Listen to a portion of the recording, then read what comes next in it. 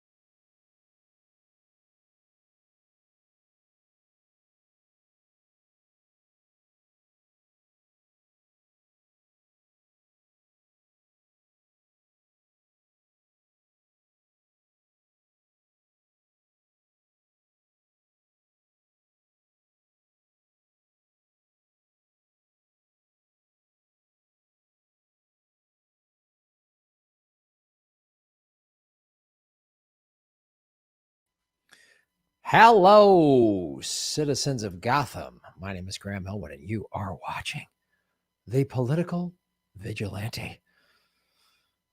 Streaming live somewhere underneath Wayne Manor in the outskirts of Gotham City, bringing you the truth, justice, and shave knuckles for justice.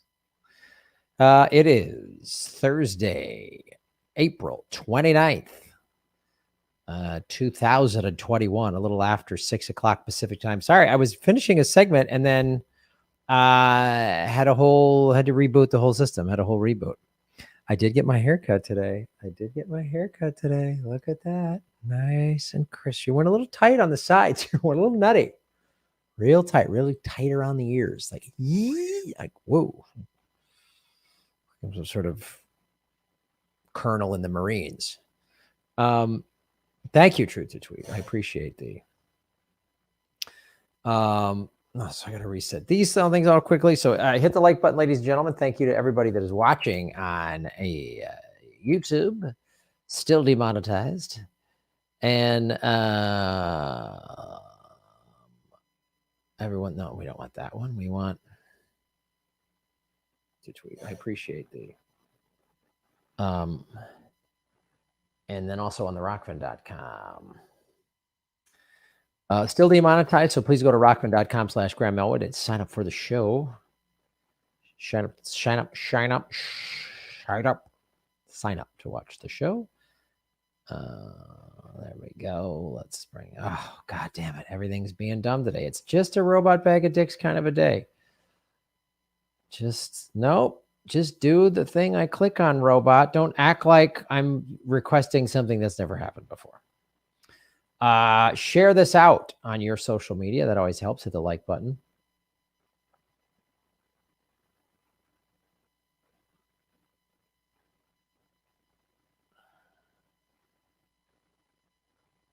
These are the Medicare for All rallies, July 24th in DC, LA, and Seattle. Sharif Snuggs, who's a frequent member in the chat, is helping to organize this. So great way to get involved in a direct action, everybody.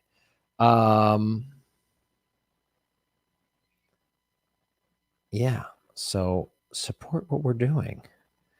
A great way to support the show is go over to rockfin.com, and where there's a tip feature. And since you can't do super chats, they've shut that down. We're in our third month of demonetization. But you can ask direct questions like MHC is doing. Shave your knuckles for justice, bringing you the truth, no matter how bad it hurts. 3 Dog, Fallout 3. That's what it is. No matter how bad it hurts, you gotta. I don't want the truth. You gotta hit the truth. Even if it makes us uncomfortable, even if it's disappointing. You know, I'd love to be wrong about Joe Biden and the squad. I would really love to be wrong about them and just, oh my God, they're actually the real progressives that they claim they are. They're getting all this stuff done. And oh, we've got Medicare for all and $15 an hour, and they cut the military budget in half, and we have a real Green New Deal, not just like we're going to curb emissions by 2050. Oh, that'll be too late, dummies. You know, we're going to free college tuition and, you know, give every American a job. And I would love it if they did all those things. I would be happy to say, oh, I was wrong, but I'm not saying that happened.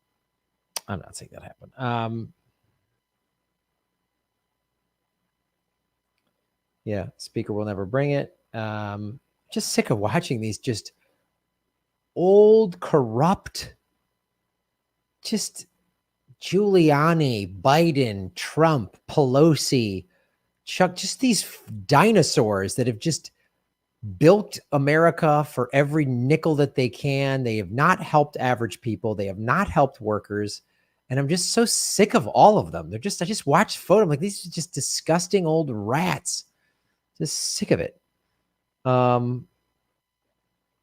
I just don't want to. It's tired of the whole shebang bang. All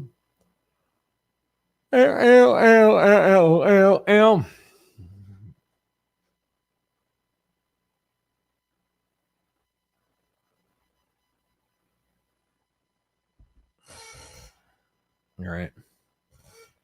Just checking some stuff up.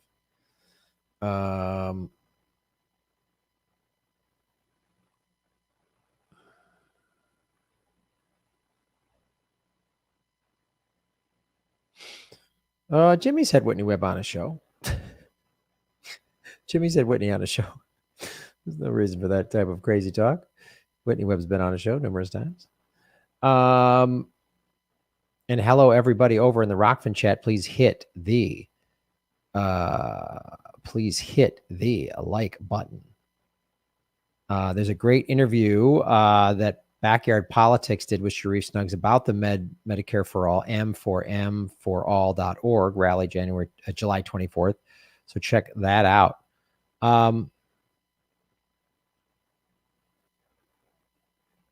Yeah.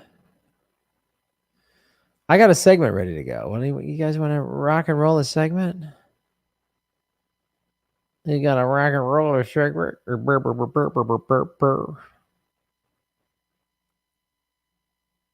Hit the like button, ladies and gentlemen. Here we go. Here we go.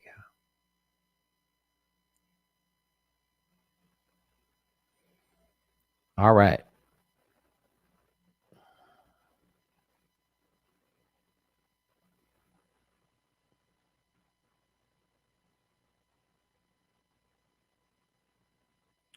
Yeah, Pelosi was on this morning along with Florida's Rick Scott. Ugh, just watching those two idiots. Well, I'm tired of it. And they just bitch about each one of the other one's dumb party. Pelosi just barely know what she's saying. And then Rick Scott, wow, the Democrats are shut up. These stupid, dumb parties. Like these two soulless, maggot-ridden marionettes for the ruling elites. I'm just so sick of it. You know, like I'm just so sick. Like neither party gives a damn about helping Americans. Neither party cares at all. Like it's so repugnant. I'm just fed up with it. And then listening to them go on their corporate media and they're still just, well, the other party would do this, then we could have everything. Oh, really? It's the other party? Really? Is that what it is? God.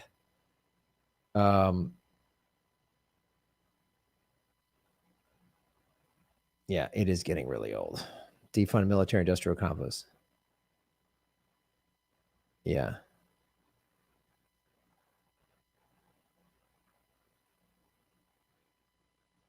Fresh segments for all. All right, let's do it.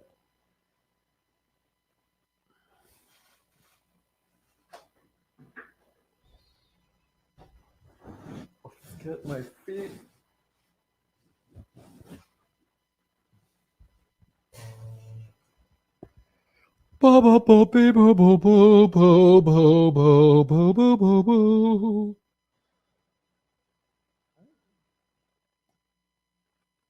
Meow.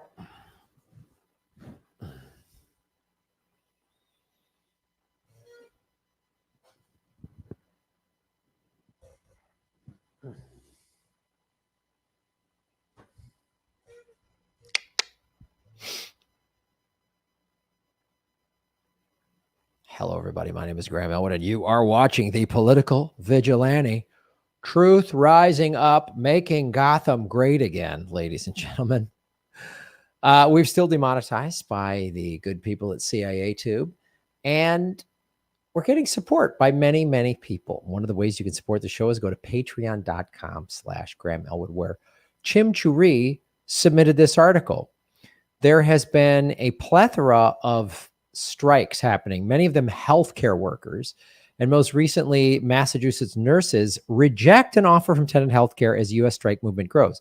And this is a great article in the World Socialist website, wsws.org. There's their website right there. And they do good stuff. And sometimes the World Socialist website has gotten critiqued. Oh, they're anti-union. They're not anti-union at all. They're just very critical of unions that have gotten corrupted. Now, unions are not perfect. They are corruptible. They can be infiltrated. The leadership can do crazy things, but they're still good. Ultimately, they're the last hope we have against the ruling elites. And throughout history, unions, the reason we have a 40-hour work week is because of unions. The reason we have sick days and paid leave and weekends off and child labor laws is all because of unions. And it's a lot of hard work that people did. Some people gave their lives over 100 years ago. So it's important to know that. I like what the World Socialist website puts out. I've read a lot of their articles. I've covered them on this show. So if there's some things you might not agree with, it doesn't mean throw them out. I really lost faith in the DSA. I think there's people within the DSA. The DSA membership, by and large, probably has the right idea and has the right intention. But I've seen some leadership within the DSA, most notably how they bailed during Force the Vote and decided to go critical of Jimmy Dore. What a bunch of punks. So DSA canceled my membership. You're punks. because the leadership ultimately still wants to kowtow to the Democratic Party. That's what the DSA leadership seems to want.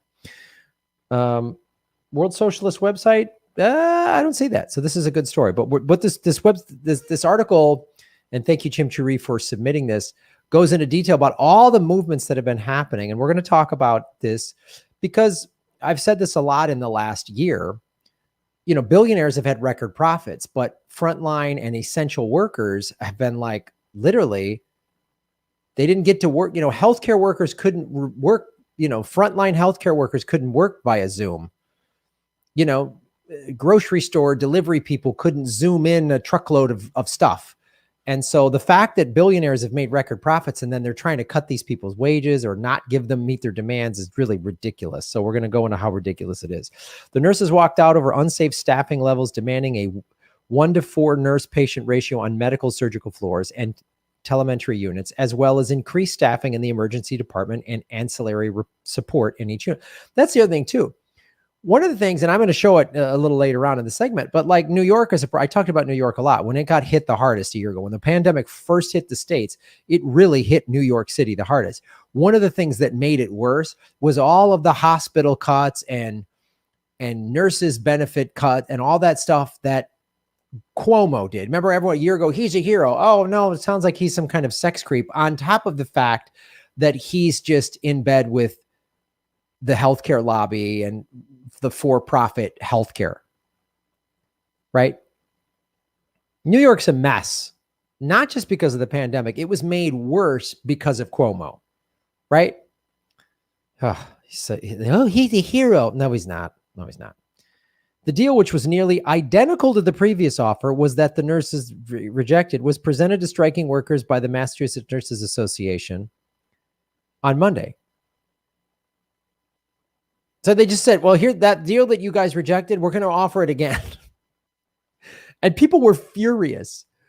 One of the guys was like, I can't repeat a lot of the things that they said, because the nurses union, then they all got on a Zoom call to read what the new proposal was. And this is what's, no, he added, they were devastated, angry, and insulted. The M&A did not, however, say why it brought this insulting offer back to nurses. That's what they think of you. They think you're so dumb that you'll just take this bad offer that you already turned down again. On Monday, 2,000 graduate student workers at New York University walked out on strike to demand higher wages and better health care and childcare. So now I'm going to start going into, this article goes into all the other strikes that are starting to happen, primarily with healthcare workers, but not just healthcare workers. Because everyone's like, thank you, healthcare workers. Thank you, essential workers. Well, then give them decent pay. Don't cut their benefits. I mean, in just about every single city in America, at some point, the hospital was maxed out because of COVID during one of the waves at every major city. Any city of 50,000 people or more, the hospitals were just maxed out at some point in the last year. But that's America, thank you, yay, we'll give you a pat on the back and a bumper sticker, support healthcare workers and meow, but we're not going to pay you what you're worth.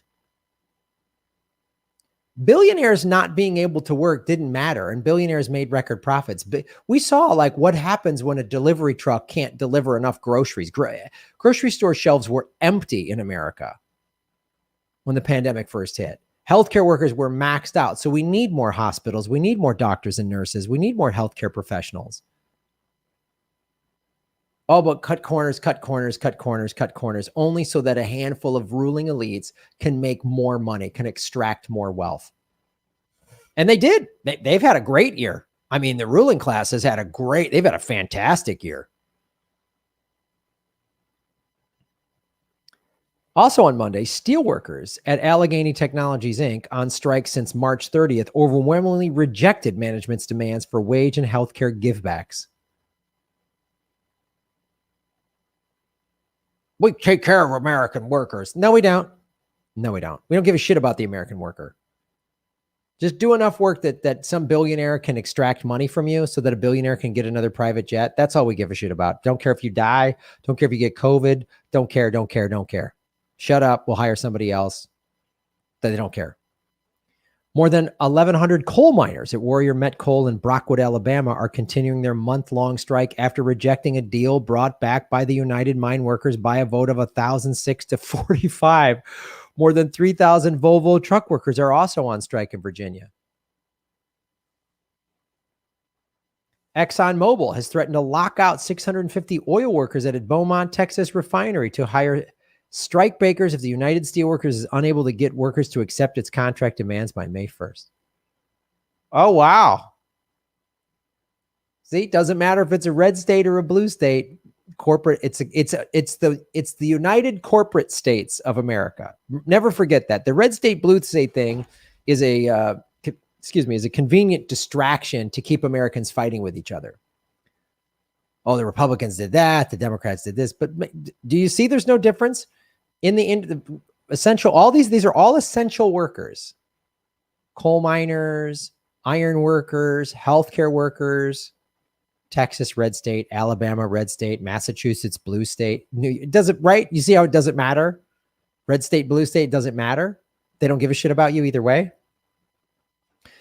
Also, May, 131,000 rural letter carriers for the U.S. Post Office and 100,000 public sector workers in New York City face contract expirations. You think Bloomberg or Blasio or Yang or any of these other, like Yang tweets out, these street vendors are causing a problem. Oh, really? It's the street vendors? Gee, that's weird that Andrew Yang couldn't tweet out about how everyone down on Main Street are the real criminals of New York City. They're the real criminals of the United States. Weird that Yang, a tech billion, another rich guy,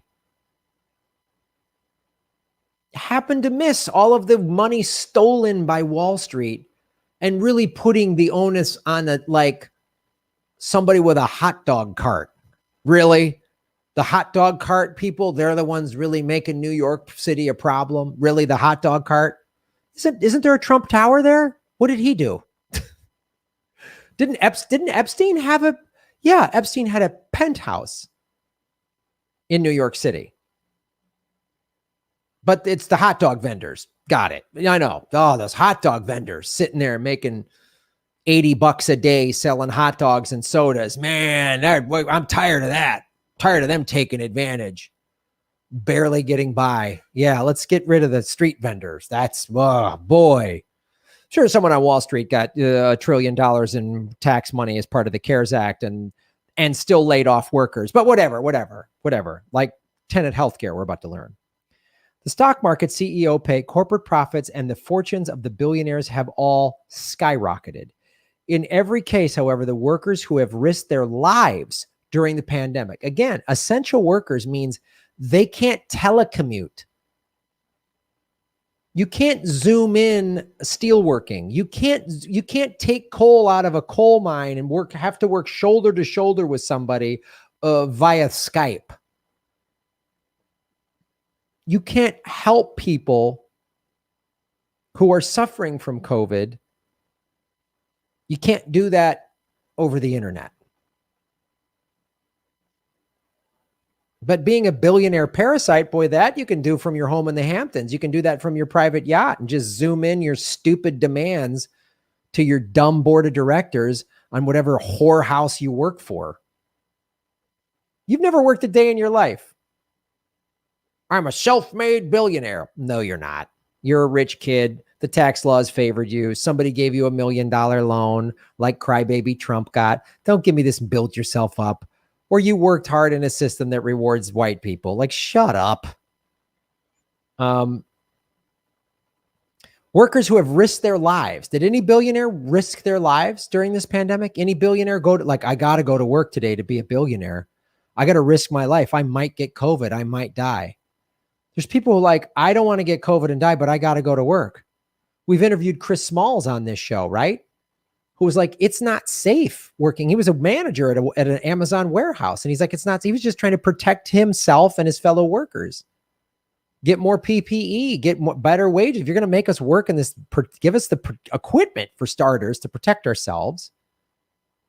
Good luck. You got fired for not wanting to die working for Amazon. Work will set you free. That's what they put on the camps in like Dachau and shit. Thanks, Jeff Bezos, pimp.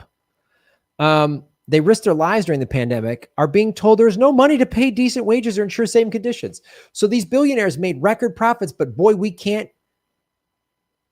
And this is why the ruling elites are such soulless psychopaths. You would think,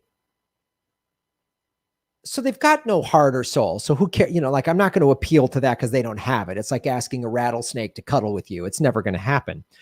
But you would think that even just the PR boon to your business, because look, the corporate media loves stroking billionaires and doing these feel-good stories about, oh, this billionaire is so great and so warm, just for the pure, like, opportunistic PR boost you'd get by saying, you know, we made record profits this year, so we're taking care of our employees. Everybody who getting a raise, everyone's getting hazard pay for the last year.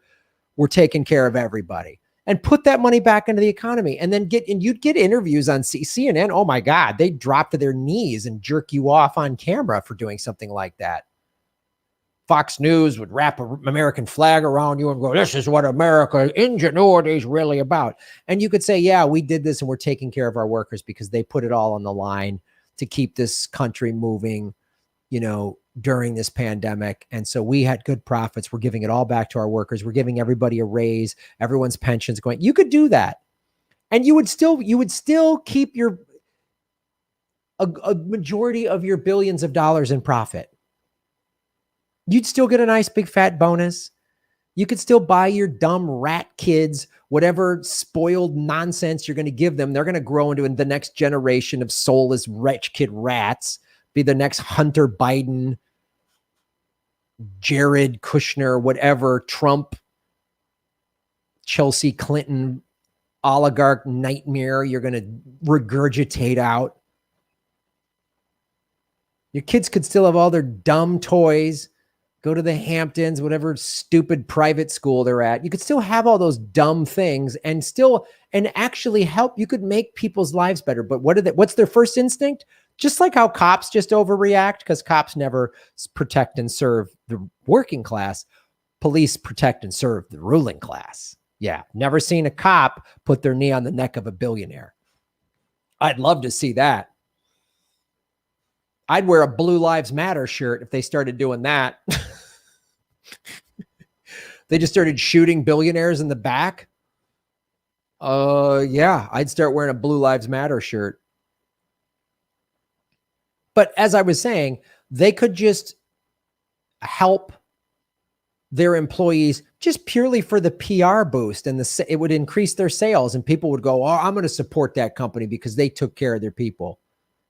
And you could go fly down to Cozumel with the Ted Cruz or wherever that soulless maggot takes his dumb family to vacation. And you could all sit there and drink Mai Tais and talk about how you're such great heroes, which I would be okay with as long as the American worker got taken care of, but you're not. You're fighting them. First instinct, nope. Cut their wages. Don't give in to demands. Nope. It's the first instinct. Nope. You're sitting on a bag of money. Nope. Last April, Tenet. This is the company that the story started with about the nurses union. This is the healthcare company in Massachusetts, received billions from the Bipartisan CARES Act, including more than $1 billion in stimulus funds and $1.5 billion Medicare advance. Oh, that's great. So they probably took care of their employees. Nope. They furloughed more than 11,000 workers and suspended a retirement benefit for its employees. Tenet CEO Ronald Rittenmeyer raked in $16.7 million in 2020, but can't give these nurses who put their lives on the line, just go, whatever your demands, we'll give them to you.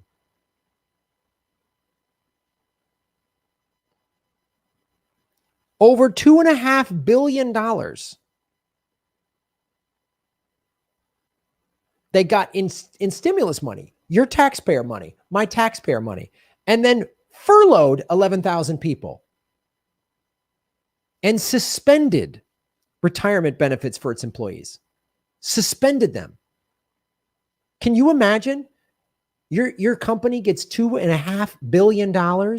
You're furloughed, which means you're not getting paid, or you're getting minimum, or your salary's cut in half or whatever. And then they suspend your retirement benefit. But your boss makes $16.7 million in 2020. That's what one guy made.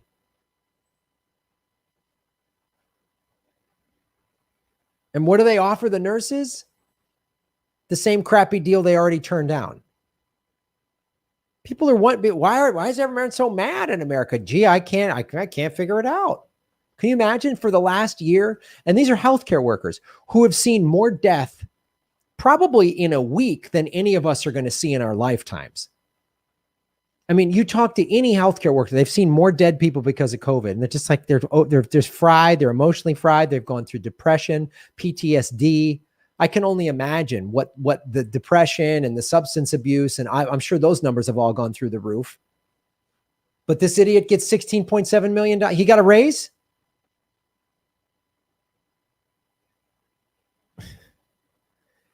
Let me tell you something, ruling class. You might want to give in to people's demands, because what's coming next is what happened in France during the French Revolution. That's what's coming next. I don't think you understand that. There was a growing wave of struggles by nurses and other healthcare workers who were praised as heroes. That's America. You're a hero, but we're not going to pay you for it. You just get the thanks of a grateful nation. We're going to give you a handshake and a bumper sticker and a Mylar balloon that you got to share, but we're not going to give you more weight. Like, again, any healthcare worker said, look, that year was awful, but our union's stronger, we got better retirements. We all got better hazard pay. Like everybody. All right. Okay. I'll take it. I made $16.7 million in 1 year. Oh man, if he cut his salary in half, he only would have made, what's that? $8.35 million in a year. How are you going to live off $8.35 million in 1 year? I mean, how are you going to live off that? I mean, come on. I mean, he's going to have to get food stamps on eight. I mean, that's not even $10 million. I don't know how you live on anything below $10 million. I just don't know how you do it. I mean, $8 million a year. I mean, I guess he's going to have to drink his own urine. I mean, there's no way. I mean, how do you live off this? He's eating cat food. We know that he's going to be eating cat food and drinking his own urine if he only has $8 million in a year.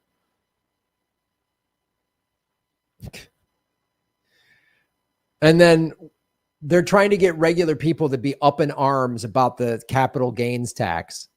Believe me, unless you make $1 million or more a year, it ain't going to affect you, man.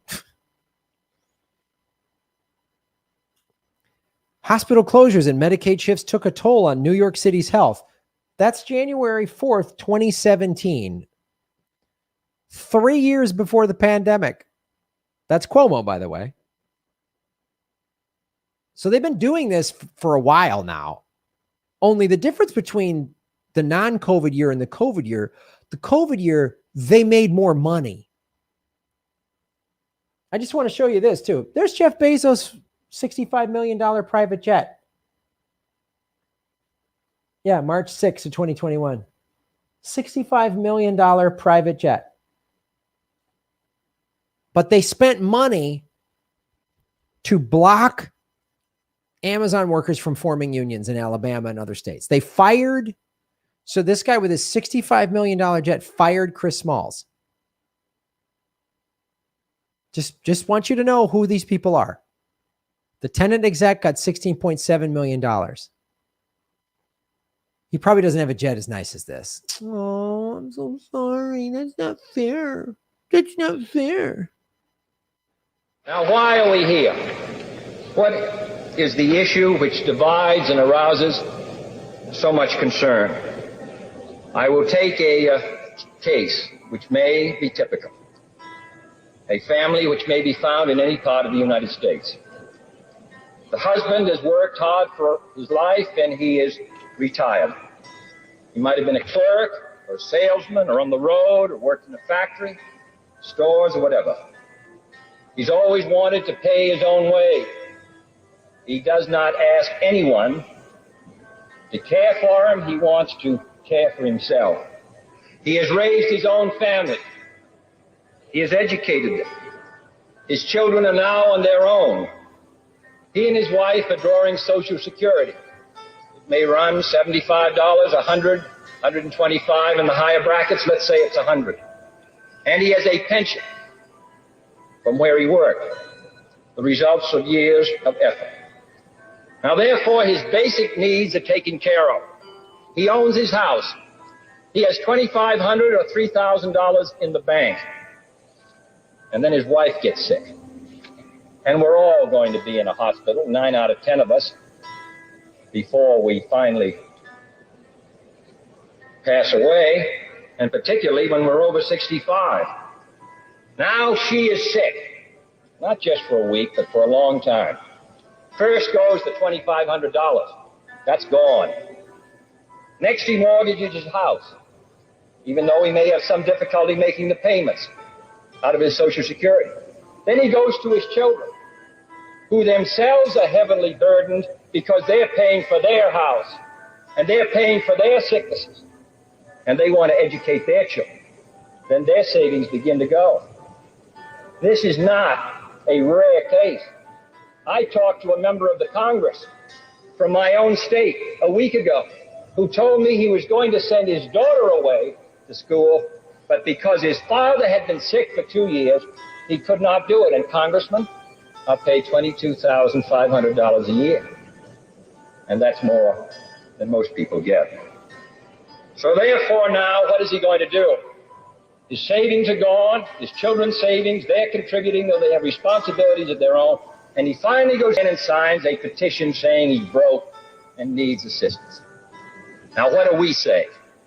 We say that during his working years, he will contribute to Social Security as he has in the case of his retirement, $12 or $13 a month. When he becomes ill, or she becomes ill over a long period of time, he first pays $90 so that people will not abuse him. But then let's say he has a bill of $1,500.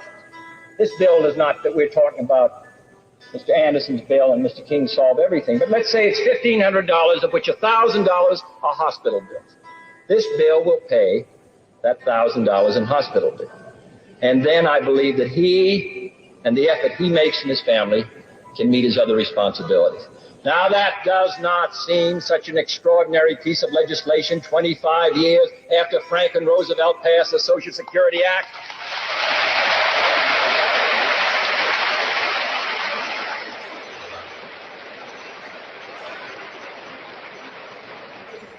This is not a campaign against doctors, because doctors have joined with us.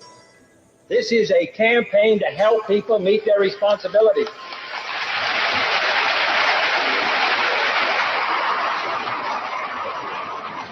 We do not cover doctors' bills here. We do not affect the freedom of choice. You can go to any doctor you want. The doctor and you work out your arrangements with him. We talk about his hospital bills. All these arguments were made against Social Security at the time of Franklin Roosevelt. They're made today. And then other people say, why doesn't the government mind its own business? What is the government's business is the question. This bill serves the public interest. It involves the government because it involves the public welfare. The Constitution of the United States did not make the President or the Congress powerless. It gave them definite responsibilities to advance the general welfare, and that is what we're attempting to do.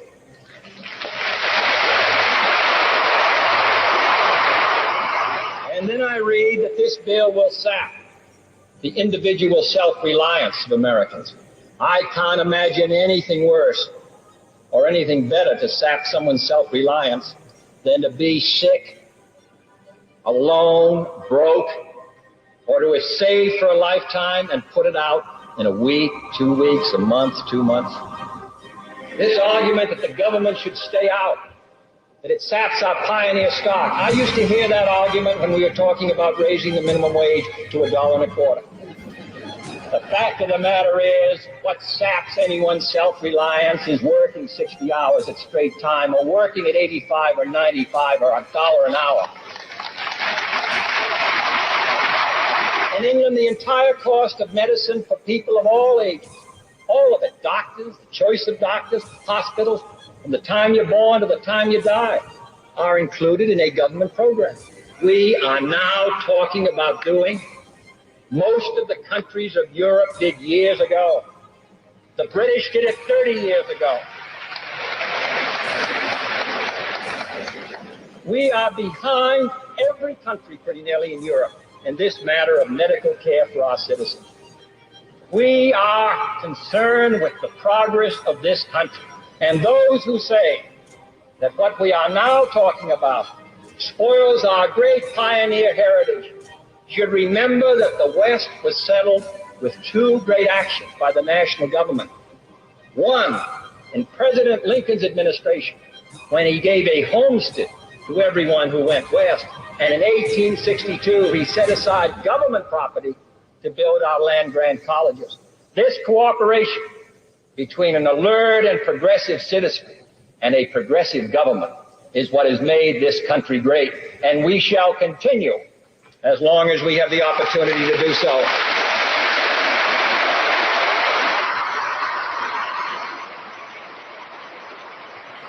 This is the only way we can secure action to keep this country moving ahead, to have places to educate our children, to have decent housing, to do something about the millions of young children who leave our schools before they graduate. Every day I am reminded of how many things were left undone. 30 years ago, they provided that no drugs be put on the market which were unsafe for hogs and for cattle. We want to take the radical step of doing the same for human beings. Anyone who says that Woodrow Wilson, as great a president as he was, and Franklin Roosevelt and Harry Truman, that they did it all and we have nothing left to do now are wrong.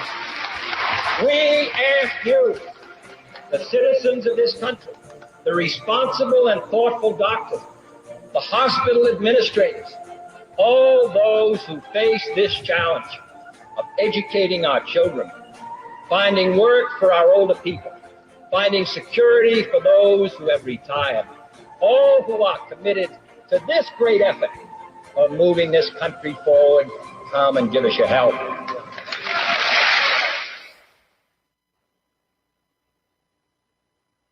Kind of a bummer listening to like the last president that even gave a damn. Not that JFK was perfect, but what have we had since him? Just clowns, progressively worse clowns. What a crazy idea that the idea of government is to actually further the citizens, you know, make their lives better, like what he's talking about.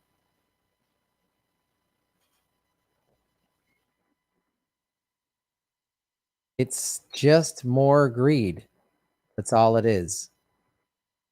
JFK, that speech was in 1962, talking about free healthcare. We're not just talking about healthcare on this particular show. We're talking about healthcare workers. We're talking about essential workers. And we're talking about management, the wealthy, not wanting to help anybody out. There's no betterment of society. We're not sitting around going, how do we make society better? It's just take. COVID was a national crisis. It was a global emergency. We could have come out of it like, how do we make things better for the future? No, just get as much money as you can. People go on strike, fire them, spend money, stop them. It's just such a, the elites are a bunch of scared little greedy rats. They don't even like, it's all fear-based. Like giving up a big portion of your wealth, that's a position of like, I'm not afraid I'm going to lose it all. I'm going to lose it all. We're going to lose it all. Give it away, make society better. You'll still live like a king. Like you'll still live like a king. So it's going to take direct action. It's going to take strikes. It's going to take boycotts. It's going to take work stoppages. It's going to take a lot of direct action because I mean, these two corrupt parties don't care. They're bought and paid for by the ruling elites. And we got to make sure, you know, if you're in a union and you don't like the leadership or it's been corrupted, then get inside the leadership. So we'll keep talking about it on this show, ladies and gentlemen. If you don't like hearing that your party or your side is as good as you think it is, then this isn't the show for you. Go watch the corporate media and go watch the channel that tells you what you want to hear, that your party's better than the other party. But they're both bought and paid for. And leaders like JFK don't exist anymore. We don't have them. It's not the squad. It's not Bernie. It's not Tulsi. It's not anybody in the Republican Party. It's not anybody in the Democratic Party. The leaders like JFK don't exist. And they haven't for the better part of 60 years. Thanks for watching the show, everybody. Shave your knuckles for justice. Boom.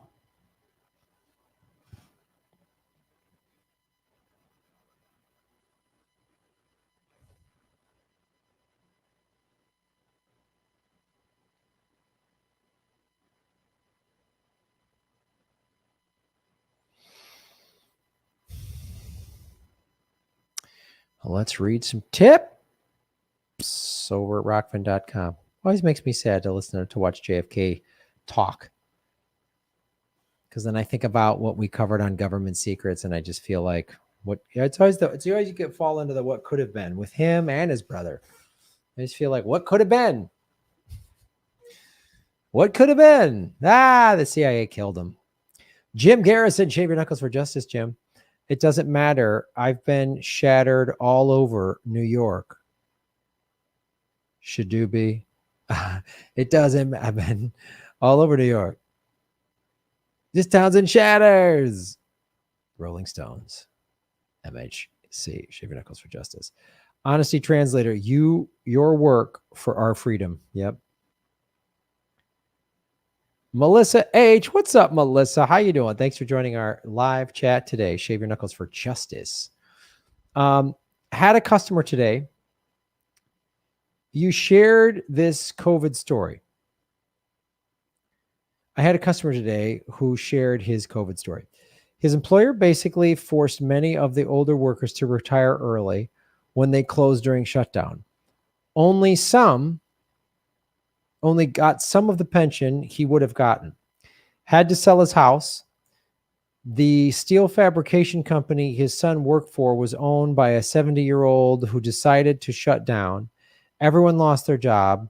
Many of his employees got sick. 3 died. God, that's awful. But the billionaires made money. Melissa H. again, thank you for supporting us at rockfin.com/Graham Elwood. Remember Dan Price, CEO of Gravity Payments, who 6 years ago deeply got his own pay and started to phase in over 3 years a $70,000 minimum wage for all his employees? He told Fox News the other day that if they really value small businesses like they say they do, then they would support a much higher minimum wage and Medicare for all. Good. It's true. That's cool to hear. MHC, shave your knuckles for justice. So many politicians since JFK have been clowns. Yes, particularly those killer clowns that were going crazy in the U.S. in 2016. Yeah, you got that right. Kate, what's up, our moderator? Show Kate some love. How you doing, Kate? Shave your knuckles for justice. Politicians target and tax the declining middle class and the poor instead of the rich to make the middle class resentful of the poor who are also hurting, which keeps people fighting amongst themselves versus true power. God, so true, Kate. So true. My Graham Goes to Russia documentary is available at Patreon. If you're a Patreon premium member. We've got 201 watching, 146 likes. Hit the like button. What's up, Spiffy girl? What's up, Truth to Tweet? What's up, Elizabeth Music and Art JFK CIA? This guy definitely needs a bullet in his head. Yeah, I know. Imagine being high-level CIA, NASA, Amazon, Google, mind melt. What a bunch of maggots. These days, many pensions are gone. There's no security, regardless of if you work a long time for it. I know. Best canned green tea ever. Ito in. Green tea. Domo arigato.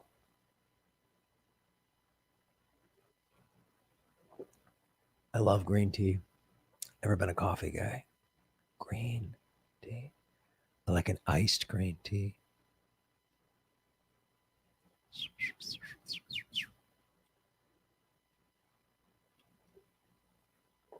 Oh, I'm gonna go to the beach this weekend. Meow meow meow meow meow.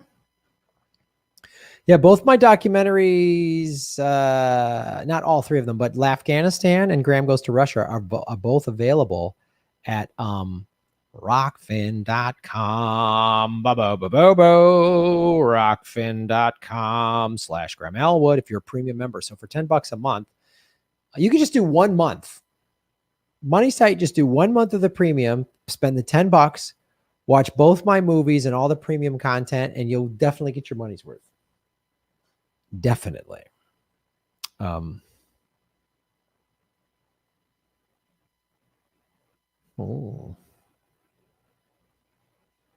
Thank you so much for supporting the show.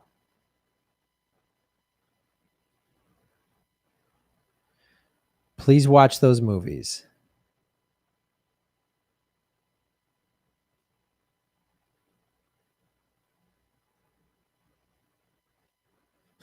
We need a great leader. If only Noam Chomsky was alive. Yeah, I'm not going to be too critical of Noam. I think he's just getting up there in the years, and you know, I don't know. It doesn't, what he's been saying recently to me doesn't take away all of the amazing work that he's done, the books that he's done, his critical analysis. He might just be in his, you know, he's in his late 80s and might just be like, whatever, Joe Biden's fine. You know, I don't know. Maybe he's just like, I've been fighting this for 6 decades. I'm out, you know, like whatever. It could just be that. And I respect that. I don't know. I can't begin to know what Mr. Chomsky is thinking, but I'm not going to be too critical of him just because his body of work outweighs it to me. So yeah, I mean, he said some stuff. I don't agree with it, but I don't know. I don't know. Do I think Elijah McCain will ever see justice? Boy, I don't know. It's hard to say with this justice system in this country. He's 92. Yeah, Noam Chomsky's 92. So like, it's fine.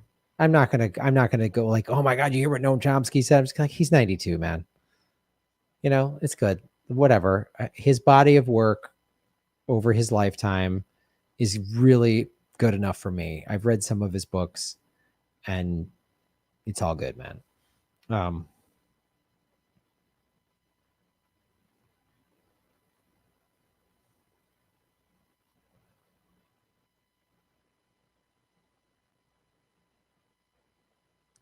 Biden is 92 as well. I don't think Biden's 92. I thought he was like 80.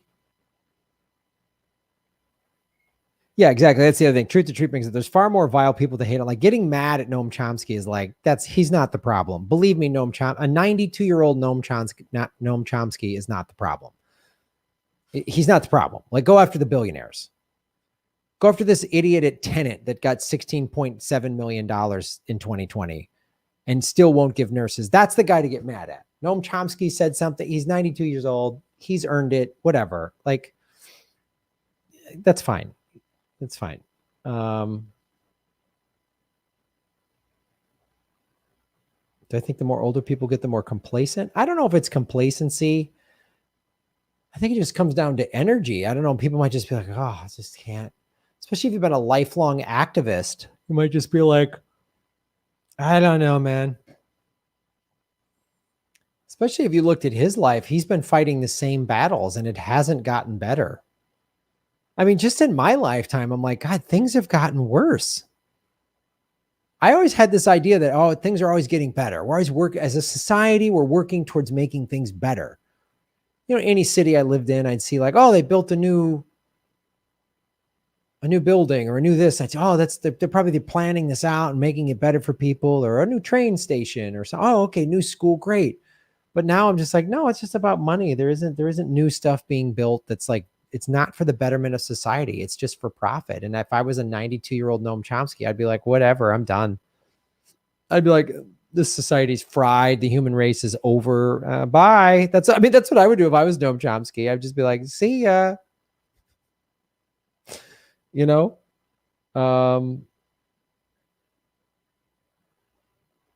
Yeah, that is what they tell everybody.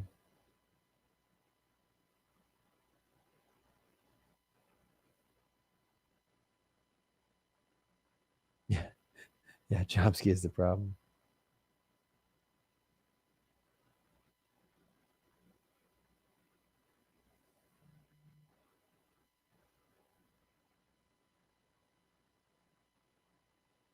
Yeah, Graham, we're going towards third world status. Yeah, I mean, we are. We're becoming a banana republic, like a third world status, and there's just going to be this handful of elites. There's going to be no middle class, and everyone's just either going to be just working to barely get by, or just enough to not be part of the mass poverty that we've got in this country. I mean, that's what's happening. You know? Yeah, the homeless situation's a nightmare. What's up with Ray? Boy, I don't know. I don't know why the Ray token has been, I don't know what's going on. There might just be a lot of people who own a lot of it cashing out all the time. Let me check it where it's at right now. I keep hoping it's going to like, what's it at right now? 167. Yeah, it's been kind of below $2 for a while. I don't know what's up.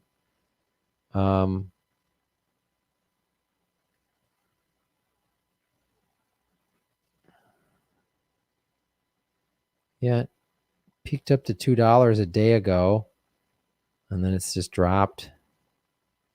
I don't know.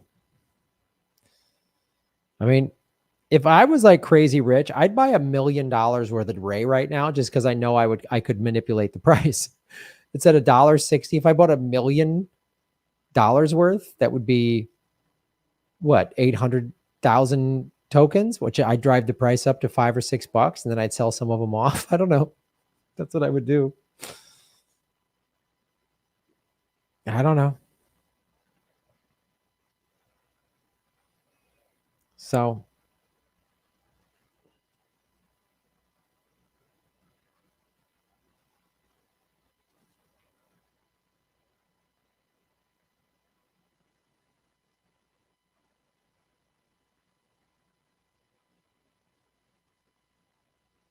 Marker has made me money. Good. Ethereum's at 2,700, which is great. It hit an all-time high of 2,800 just in the last day. Give you a quick crypto update, everybody. Let's go through some of your favorite coins. Currently, we have Bitcoin is currently at, it's not loading. By the way, government secrets tomorrow, 3:00 Pacific time with Lee Camp. Bitcoin 53,543 right now. Bitcoin Cash 880. XRP $1.40. Marker 4,100. Nice. The graph at $1.50. Litecoin 257, Ethereum 2741. That's according to the Coinbase app. Of course, it's different on each exchange. It's slightly different. And let's see what the crypto.com coin is trading at. It's at 18, just under 19 cents. Yep, the Binance coin is $601. I like it, I like it, I like it. Pancake Swap. I'm looking at Chainlink. I just want to learn more about Chainlink. I don't know enough about it. What is this? Cardano is at $1.32. The Graph is at $1.52. And the crypto.com coin, is at 18.7 cents. Cool.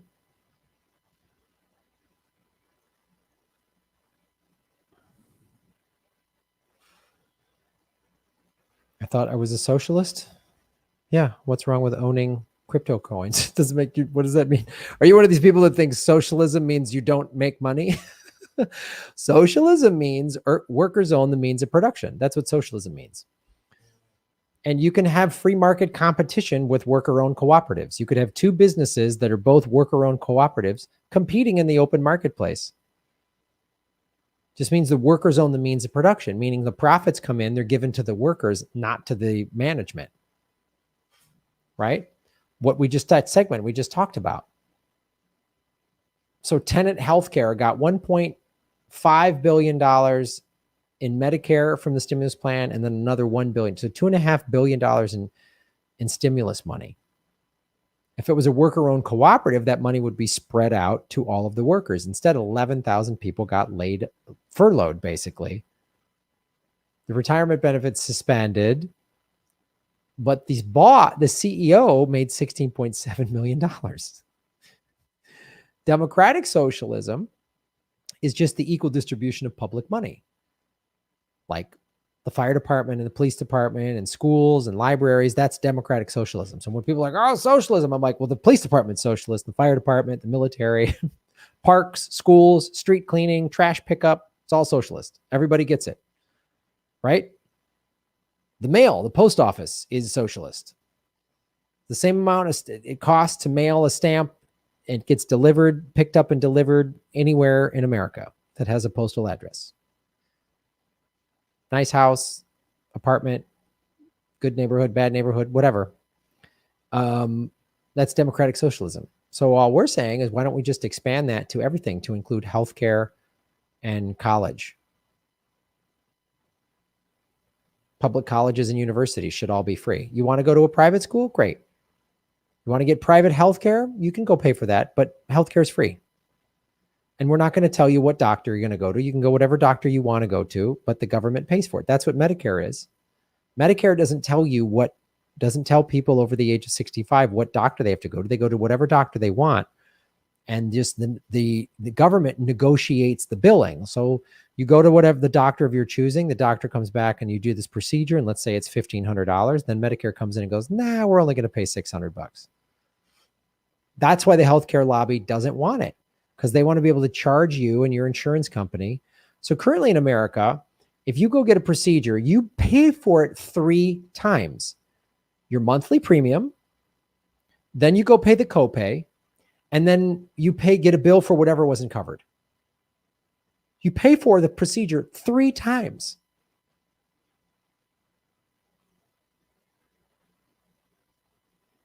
That shouldn't happen.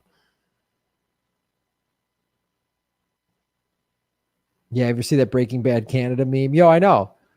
He wouldn't Heisenberg wouldn't have been created if he lived in Canada or Australia or the UK where there's free healthcare.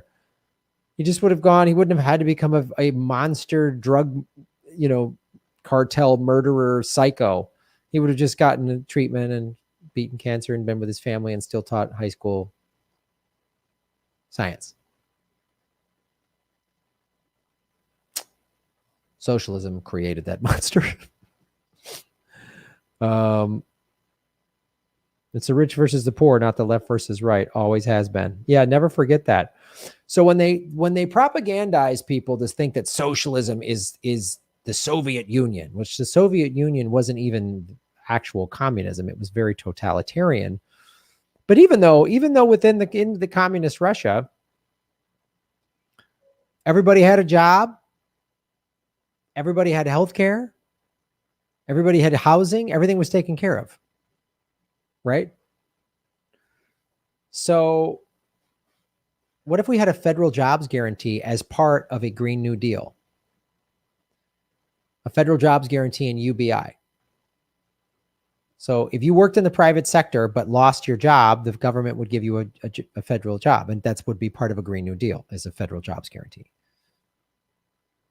And if you don't want to just stay home, you want to just stay home and take care of your kids, which actually makes for a better society, you get UBI if you want it. More time with your kids, more time to volunteer. You know, people getting UBI are encouraged to volunteer with non-for-profits. Great. Makes for a better society. We're all working on making a better society. Right now, there's no society. We have no society. It's just fend for yourselves. The 1% are going to just get whatever they want and kick you in the teeth. And you got to do whatever you got to do to survive. We have no society. Nobody's thinking about what's best for all of us. What's best. Like, I don't have kids of my own, but I would gladly pay taxes if it meant that my neighbor's kids, and not even just my nieces and nephews who I love and care about, but even just strangers, any of your kids, I would gladly pay taxes if it meant that everybody got to go to college. Everybody. Which would bring the crime rate down, which would have a more informed populace, right? That's a better society, an educated society where everybody has a job and everyone's taken care of. How much crime would we need? How much drug use would there have? How much domestic violence would we have? Really, how much would we have? Would there still be crimes? Yeah, of course. It's always going to be people causing problems. But like, how much of the crime today is economically fueled or at least influenced in one form or another? How many domestic violence situations, like money is part of it. There's a lot of reasons for domestic violence, but money is always usually in there somehow, right?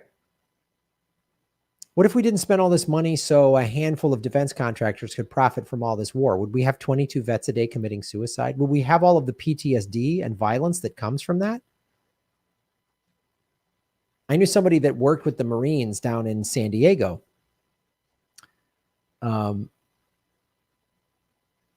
And cities like Oceanside and San Clemente, where the Marine Corps base is, right? Camp Pendleton.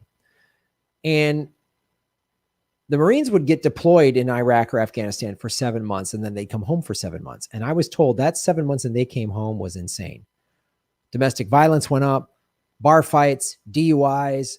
I mean, just awful, because they weren't processing all this war that they were having to go through. And the Marines are usually in the thick of it. They're not, as they say, we're not in the rear with the gear. We're like up front. So what if we weren't in all these wars? How much of that domestic violence and fighting and DUIs and all this and suicide, the suicide rate would go up. 22 vets a day, like all that stuff. Would that happen if we were just thinking about making society better and then making the world better rather than sanctioning all these countries? We wouldn't have a border crisis if we weren't like doing what we normally do, like what we've done in Central America, like Honduras, right? Ecuador, all these countries, Guatemala, I can't even keep track of all of them, where we've put in some CIA-backed brutal dictator because the democratically elected one, wanted to take care of their citizens. Look at all the problems we're causing in the Central and South America. The United States is creating this border crisis. We've created this, and we're acting like, we need a wall. What? We created this crisis. People don't want to leave their homes, but we've destabilized so many countries and made it chaotic. Not to mention, America is the ones buying all of the majority of the drugs from the drug cartels. We create all this chaos and then we act like it's somebody else's fault. This is what a drug addict does. This is what an alcoholic does. Alcoholics are always just blowing everything up, all this collateral damage, and then they always blame everybody else. And it's like, when you wake up to that fact and you go, no, you are the problem. They've always got some, oh man, the woman at the DMV fucked me, man. No, you didn't pay your car registration for 6 months. That's not the woman at the DMV having it out for you. You're just irresponsible. Man, get off my boss was on my ass. No, you showed up late and drunk, and that's why you got fired. Whose side are you on, man? Like, I've had these arguments with addicts, and I'm just like, no, I don't want to hear it. And America is an addict. It's a nation of addicts. And so if we went to more democratic socialism, if we went to like building a society, we would have a great society. We wouldn't have all this chaos. Would we have all this drug addiction? Would we have all this violence? Would we have all this gun? We're back to normal finally. You know what back to normal in America is? Every week, a cop murders somebody and there's a mass shooting. That's what we've had every week the last 2 months. Since things have started to open up, since the vaccine's been rolling out, states are opening up. Now, yay, we're opened up to just more gun violence every week. Every week. Today is April 29th. I guarantee you next week, there will be a mass shooting somewhere. And there will be a cop and body cam footage of a cop shooting an unarmed person, probably a person of color. I guarantee it. Prove me wrong. Watch this video. If you're watching this video next week, May 4th, May 5th, it's April 29th, the recording of this. April 29th, 7:30 at night Pacific time. I guarantee you, within a week of this, there will be another mass shooting and there will be cops shooting unarmed people. Not a justifiable homicide. Not like someone pulled a gun and the cop. I'm not talking about justifiable. Okay, that's what cops have to do. And there's some bad. I mean, an unarmed person, hands up, still gets shot. That'll happen next week. And there will be a mass shooting next week. I hope it doesn't happen where you live, but it's going to happen next week. Do I want to be right? No. I hope I'm wrong. But if it doesn't happen next week, it'll happen the week after that.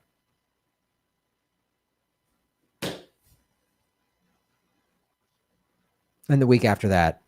And the week after that. There'll be thoughts and prayers, and someone will give some speeches, and nothing will change. Like when I hear people like, oh my God, 0.3% of people vaccinated are like having adverse reactions and dying. I'm like, man, if that number freaks you out, wait till you hear about the 38,000 people that die every year from handgun deaths. You're going to lose your shit when you find out about that. When you hear about the 60,000 people that die because they don't have healthcare, you're going to go nuts. 3 people out of 100 million vaccinated died, and that flips you out? Oh, man. Ooh. Don't read up on gun violence or people dying because they don't have health care. Don't read about that. Ugh. Don't read about fracking and drilling and fossil fuels contaminating the water supplies and people dying from. Don't read about Flint, Michigan. Whatever you do,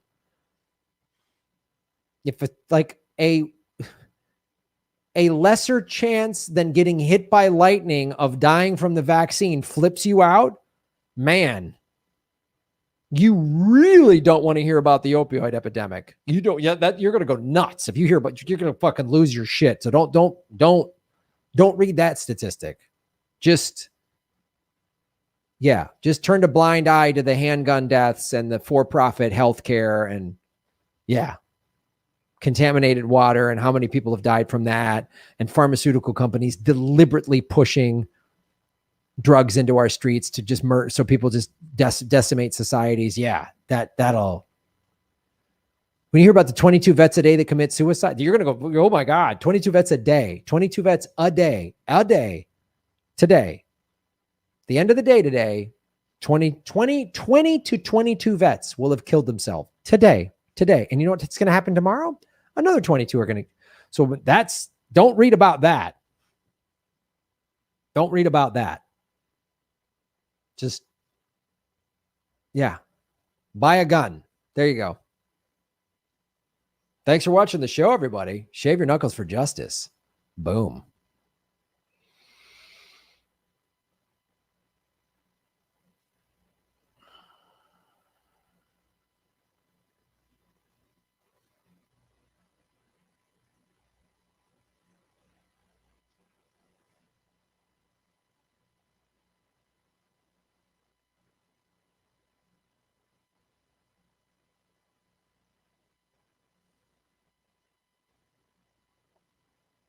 Let's go over to rockfin.com/Graham Elwood. Great way to support the show like MHC has done. Shave your knuckles for justice. Regarding Noam Chomsky, I understand him being 92 and probably exhausted. However, I do feel he could back up those who are fighting or just refrain from politics and enjoy life as best he can.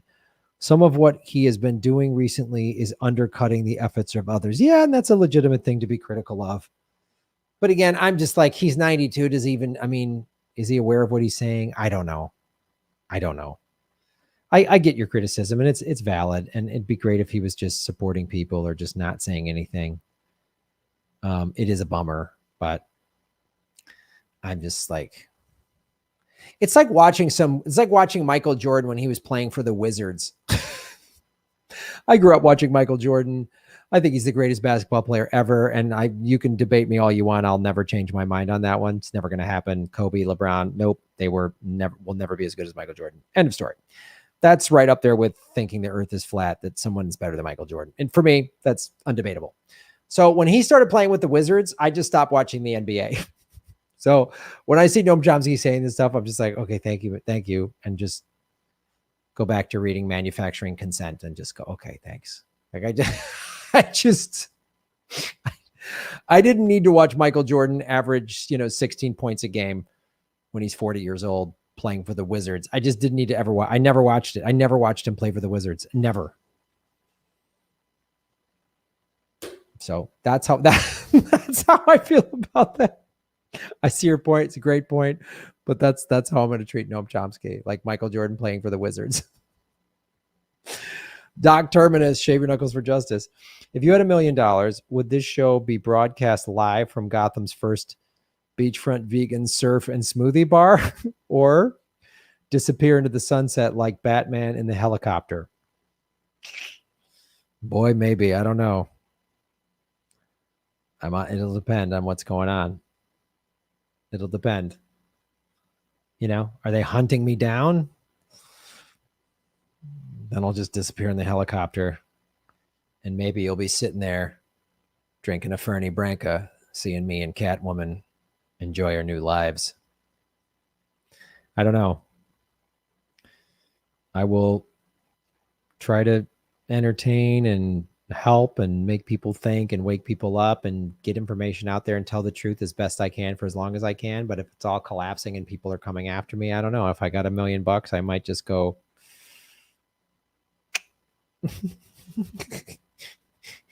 Bitcoin goes to 500 a coin, and Ethereum's at 20,000 a coin, and Ray tokens at 1,000 a coin or whatever. I might just be like, sorry, they're coming for me. I'm out. I'll just Godspeed.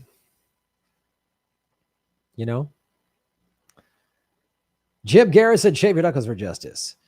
I shouted out who killed the Kennedys. I shouted out who killed the Kennedys when after all, it was you and me. Pleased to meet you. Hope you guess my name. Sympathy for the devil. Rolling Stones. Cause what's bugging you is the nature of my game. Take control, Gotham.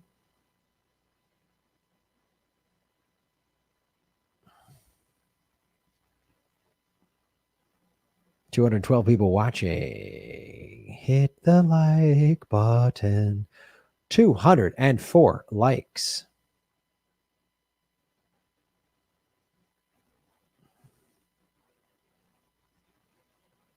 If you see it, if you have $1 million, you should share it all. Yeah, $1 million is not that much money.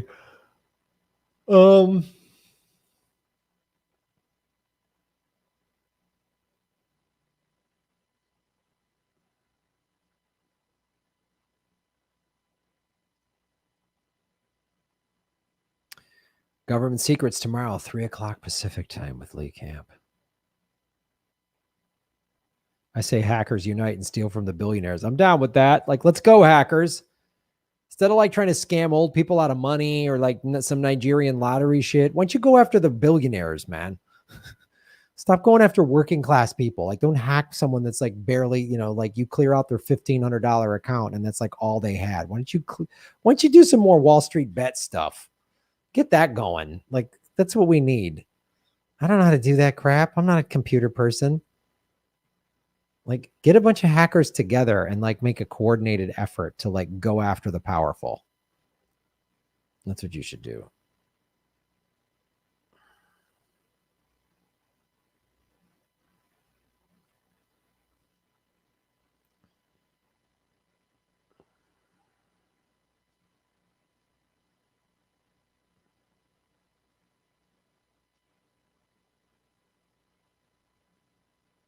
I need $1 billion. Yeah. I'm a big fan of Chomsky. He grew up in a time when Democrats were actually a better party. I know. And he's probably still clinging to that. I mean, he was probably, he was a kid when FDR was like making the New Deal and changing and saving America,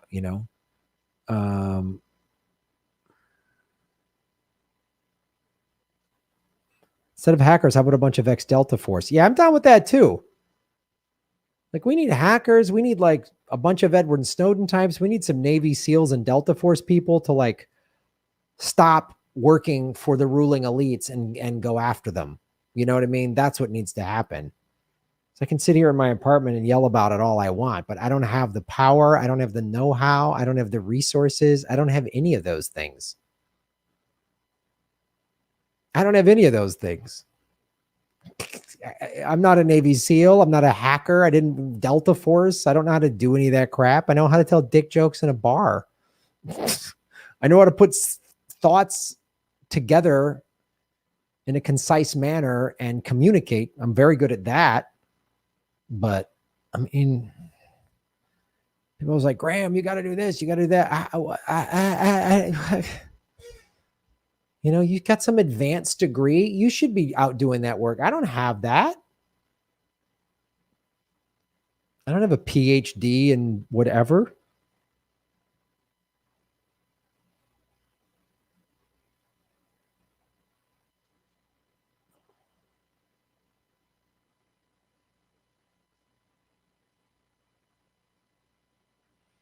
Did you see the new Bill Clinton photos with Epstein and Maxwell at the White House shaking hands? I have not seen those. Send me a link to where those are.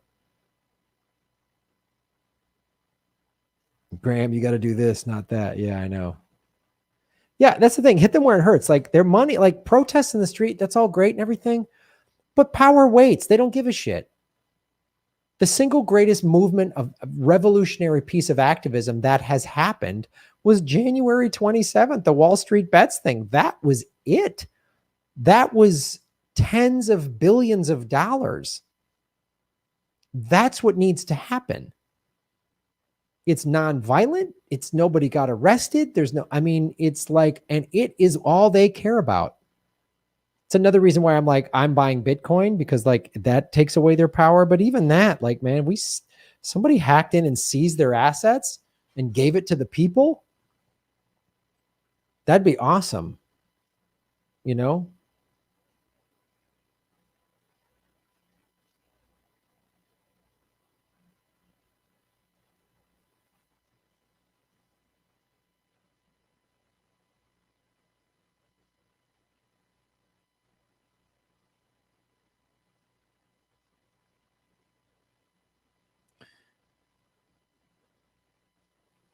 Wage peace with truth. Absolutely.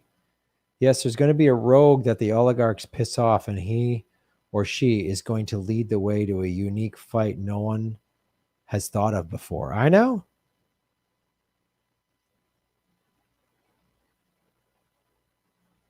All right.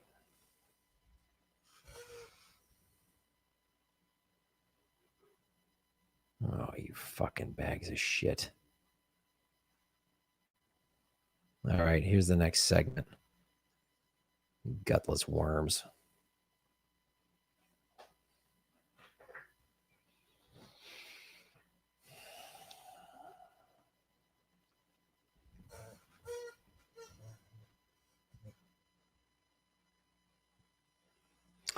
All right, hold on. I'm going to take a quick break. You can talk amongst yourselves, and I'm going to get this Epstein story. Kate, you can put up a gram. We'll be right back. I'll be back in 5 minutes.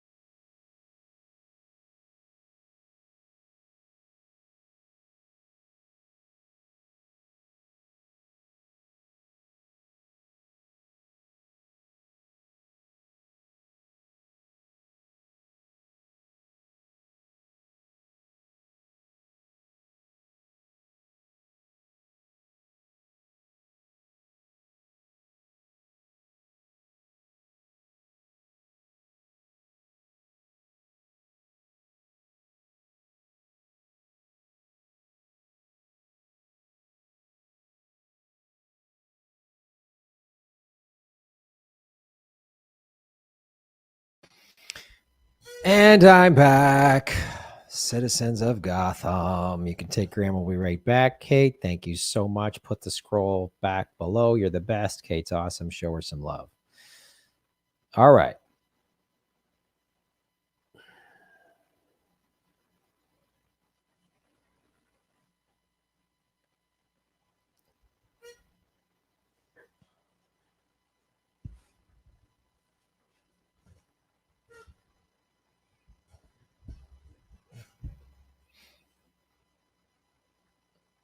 Hello, everybody. My name is Graham Elwood, and you are watching the Political Vigilante, making Gotham great again.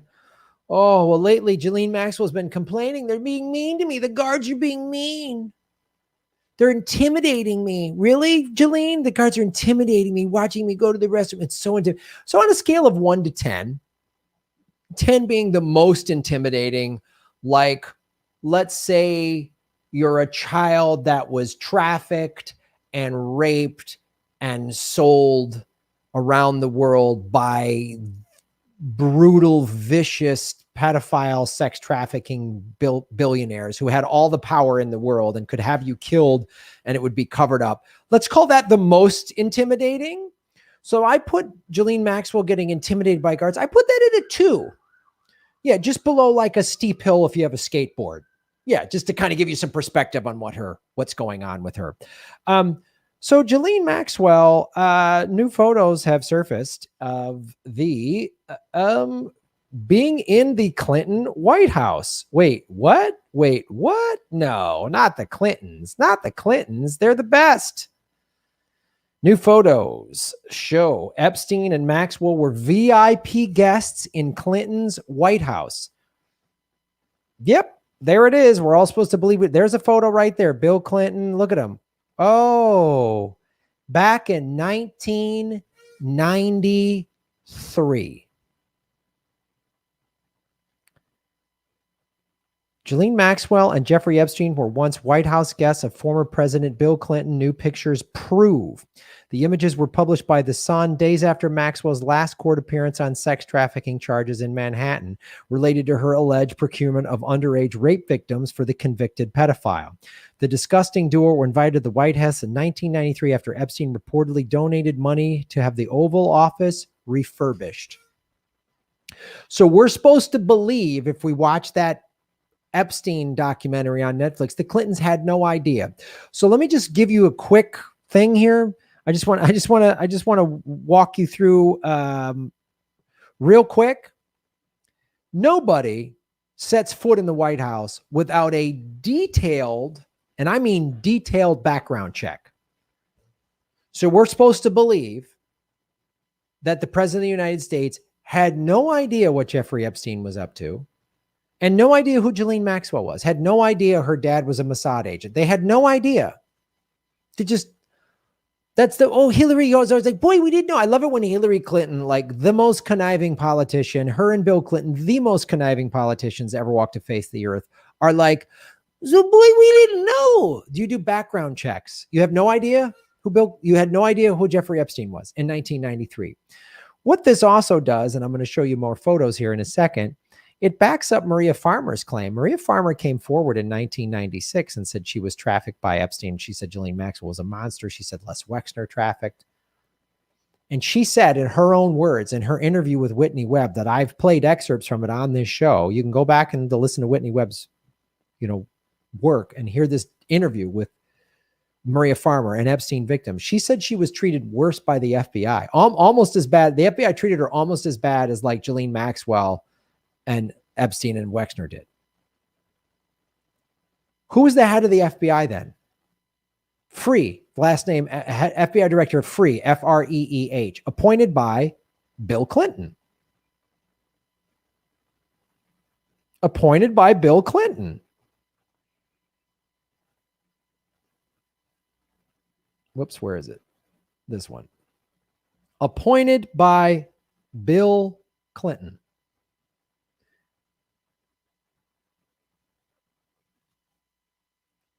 Also, it should be noted, Judge Free was hired in 2011 and 12 by Penn State University to do an outside investigation of Jerry Sandusky, That investigation concluded that Joe Paterno, who had since passed away, knew about Sandusky's involvement. But that was it. And it didn't show any other connections to people. When I had child crimes investigator, former child crimes investigator, former detective of the Phoenix Police Department, Eric Oldenburg, on this show, he told me he was an active detective when that Sandusky case happened in 2011. He said, Graham, probably Sandusky was getting kids for alumni. Not that he was involved in the investigation and had no evidence to that particular investigation, but just knowing how those rings worked, how pedophile rings worked with powerful people, he's like, that's probably what was going on. So I find it curious that Judge Free was brought in and just made this report pretty damning of Joe Paterno, but showed nothing else. The guy that was appointed by the FBI to be the head of the FBI by Bill Clinton.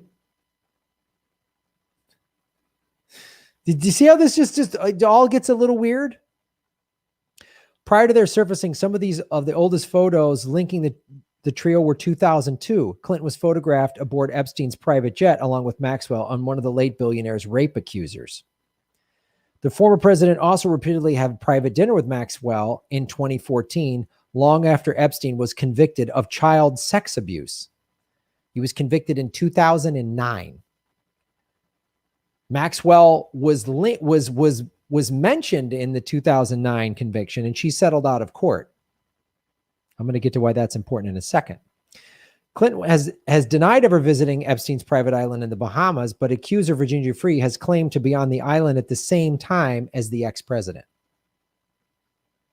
We also know they visited his compound in New Mexico. I've done stories on that. I have a whole Epstein playlist on YouTube. Check that out. The Clintons visited his compound in New Mexico numerous times. Bill flight logs show Bill was on 26 times. He said he was only on 4 times. 4 times is too many, by the way. Trump was on once, 1 time too many. Bill Gates was on 1 time too many. Bill Clinton says only 4 times, which is a lot. 4 times is a lot, but he's lying about that. He said 4 rather than the 26 times he was on. Hillary was on twice. A book released a year later claims Clinton had an affair with Maxwell. Gee, who didn't? Clinton has maintained he was unaware of the sexual misconduct in his dealings with the wealthy financier. Epstein has socialized with Donald Trump before he was president, and Prince Andrew, whom Jeffrey claims he was forced to have sex with. Epstein, facing a slew of sex charges, was found hanged in a Manhattan apartment, blah, blah, blah, blah, blah, blah, blah, blah, blah, blah. So let us go back to stuff like this. Okay.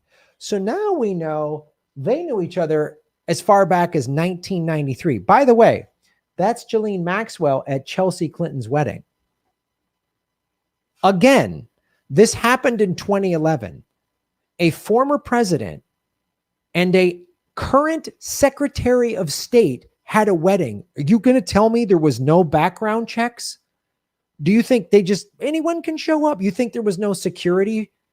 That she was active secretary. She was the Secretary of State under Obama when this wedding happened. They had no idea who Ghislaine Maxwell was. So they had no idea who she was when she came to the White House in 1993.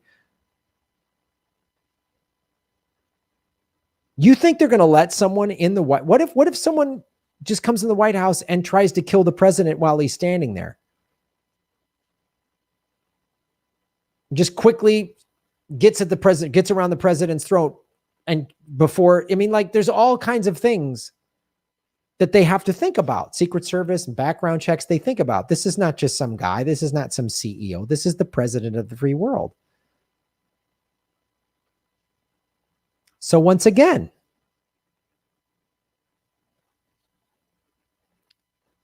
Virginia Roberts, now Virginia Roberts Dupree. This is her with Prince Andrew, who she said she was attracted to. She was a child at this picture. There is Ghislaine Maxwell. Clintons had no idea. And then the QAnon suckers, you're a sucker if you believe in QAnon. Oh, Trump didn't know anything about this. Oh, really? Trump with Ghislaine Maxwell. Trump with Ghislaine Maxwell. Trump with Ghislaine Maxwell. And I forget this. God, I'm blanking on this model's name. She's been named by, there's Ivanka Trump. There's Epstein again. There's Ghislaine Maxwell. There's Ghislaine Maxwell again. There's Ghislaine Maxwell again. There's Epstein, Ghislaine Maxwell. Remember when she got arrested and he said, I wish her well? These are the most powerful people in the world. So it's just more nonsense that the Clintons are lying and more nonsense that Trump is lying. And this is why QAnon is a psyop. We're supposed to honestly believe that Trump, and the QAnon say, well, he hung out with these people. He knew how awful this was. That's why he was going after them. No. Where was all the arresting? How come it didn't happen? Give me a break. So Prince Andrew, we know, is a monster. Here he is with Peter Nygaard, who's been arrested for being a pedophile and a sex trafficker. Again, the modeling industry, again, another creepy island. The modeling industry keeps coming up. Les Wexner, creator of Victoria's Secret. Trump had a modeling agency. Epstein had a modeling agency. That's one of the tactics that recruiters like Ghislaine Maxwell would use. Ghislaine Ratface Maxwell was a rat face. She's an ugly rat face maggot. Now she's got a black eye. Oh, thoughts and prayers. Also partook in the raping of children. She's been arrested by the FBI. She was at the White House in 1993. And again, more evidence showing this. It's just overwhelming. 2 presidents. Here's her with Jean-Luc Brunel, another. He was arrested, I think, in December, January. Pedophile by the French police. This is them, Ghislaine Maxwell, goofing around on Epstein's horrific island. Here's Trump last summer with Prince Andrew.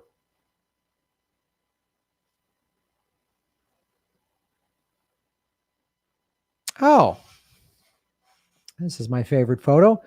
Jess Stanley, CEO of Barclays, also JP Morgan Chase at one time, former Treasury Secretary Larry Summers, Jeffrey Epstein, Bill Gates, who claims, I just met Jeffrey Epstein once in 2012 or something like that. No, you knew him as far back as the 90s. And Boris Nikolic was Gates' financial advisor, also like head of finances for the Bill and Melinda Gates Foundation, was the executor of Epstein's will when he hung himself with a paper t-shirt in August of 2019. 2 weeks after he was denied bail, a day after documents got unsealed. Hey, Trump, Clinton, Bloomberg, Giuliani. We know Giuliani from the Borat is also, he likes having sex with kids. 2 former mayors of New York. You know New York, where Epstein was under custody in New York when he hung himself with a paper t-shirt. Oh, hey, look. There's Trump and Epstein and Ghislaine Maxwell. I just want to make this real clear. If you're a big Clinton fan or a big Trump fan, you're a fan of diseased pedophile sex trafficking maggots. But at least the Bush family doesn't have any. Oh, hey, there's George H.W. Bush with Peter Nygaard. Yay, Nygaard. There he's with Robert De Niro. There's Oprah with Peter Nygaard and sexual predator John of God. Prince Andrew.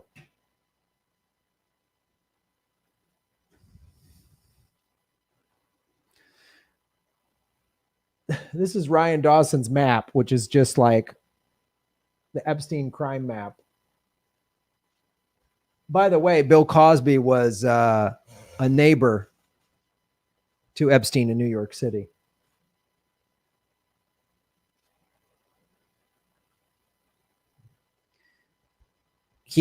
Epstein was convicted in 2009. He was given a sweetheart deal by Acosta. Acosta said in an interview he was told that Epstein was a CIA asset and to go easy on him. In the deposition with Ghislaine Maxwell, which I've covered that, you see her, she openly lies. She contradicts herself in a sworn deposition, so she lies.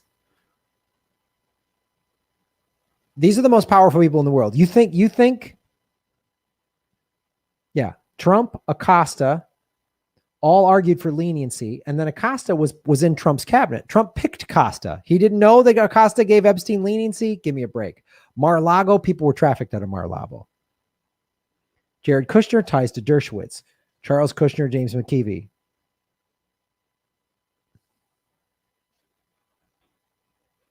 Rape accusation. Alan Dershowitz, so guilty. It just goes on and on. Ties to Mossad. Robert Maxwell was Mossad with Ghislaine Maxwell. It just goes on and on and on.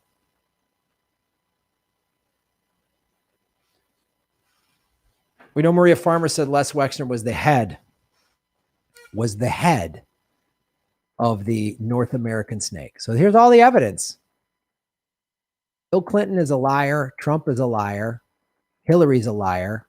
The Trumps, the Clintons, they're all liars. Prince Andrew, the royal family's liar.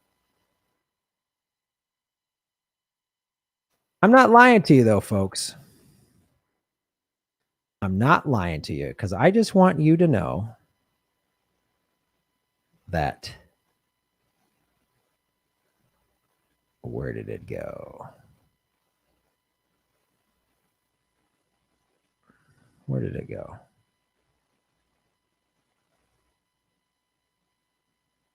There it is. Oh, they shut it down on me. Trying to shut it down. I just want to put this back on the screen real quick. I just want to put this. There we go. I just want this back on the screen. I just want this back on the screen.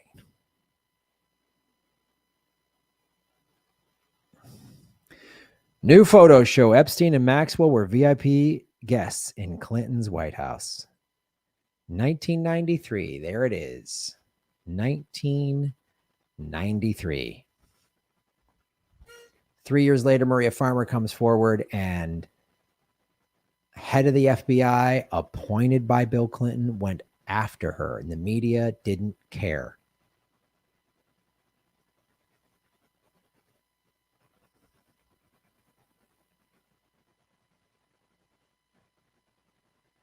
The Clintons obviously knew who Epstein was, probably participated. Trump knew. Did Trump participate? Maybe. At the very least, he knew.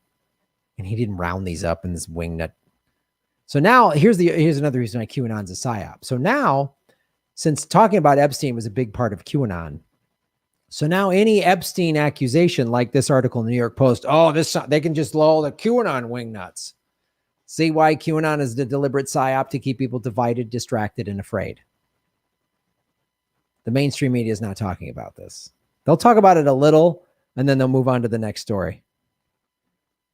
And diehard Clinton supporters who are in denial about this sound just as crazy as the Trump supporters that are in denial about this. You can't say the ruling elites, are aware of a global pedophile sex trafficking ring and say, yeah, but not Trump or not the Clintons. Like, you can't, they're part of it. 3 different photos hanging out in the White House.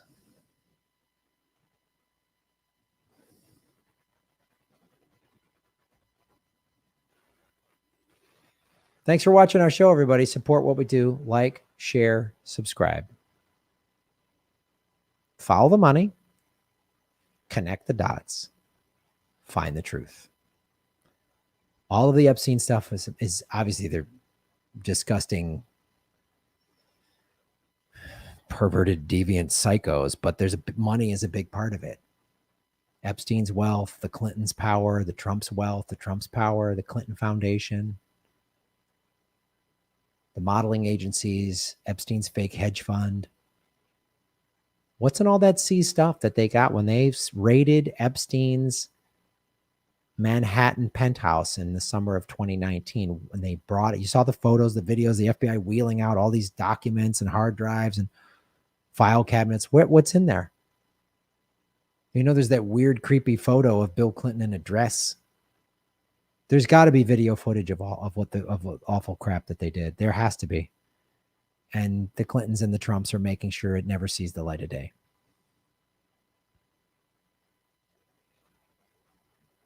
They're the worst people in the world. These are the worst people. They're not your heroes. They're not your friend. That's why you think your party's better than the other party. It's not. It's run by the elites. And the ruling elites are a bunch of disgusting predators.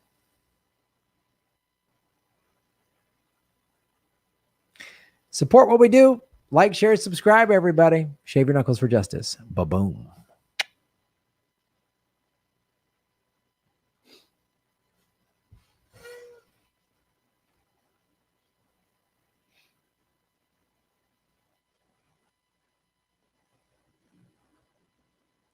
Matt S. Not sure I would sell yourself short. It's a lot of work, but you don't need degrees. You need charisma, a mission, and followers. Most natural leaders don't come from means. Shave your knuckles for justice. Well, I agree with that conceptually, but the way they've set it up, if you don't have a bunch of money behind you or some big corporation or some big, industry behind you, forget it. Like, I know I could be a good leader. I know I have leadership abilities, and I would try to do the right thing to make society and make the world a better place and to save us from extinction. I would be leading with those tenets. But would they let me?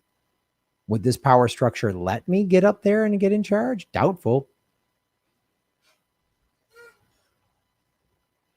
People like us get smeared early on. If I run and I get powerful, they're going to dig up some crazy something, and someone's going to come forward and say, oh, Graham Elwood set my ant farm on fire or whatever. You know what I mean? They're just going to be like, whatever. They're going to accuse me of some crazy something because they can't defeat, populist principles. MHC, Shave Your Knuckles for Justice. Do you know if Rockfin has any plans to add the ability to make playlists like YouTube has currently? They currently have these stacks, and they're kind of like playlists. And admittedly, I haven't done enough to put them on, to like put my videos on there. So tell me if you find them, because I started to do some stacks, like an Epstein stack and this, and let me know if that's working or if it's too complicated. And if it is, I'll try to be better at putting them on there into the stacks, which are supposed to be like playlists. And if you're like, it's hard to find or whatever, then maybe it's something we can talk to Rockfin about, or maybe just I'm not doing enough to make them more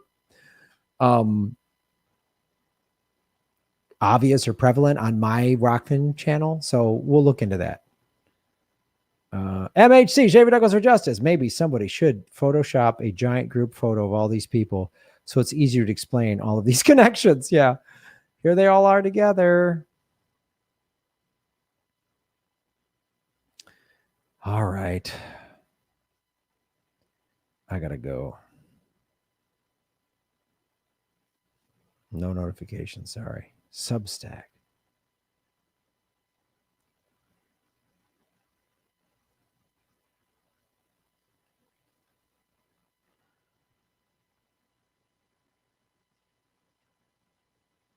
They'd make me an offer I can't refuse. Yeah, I know.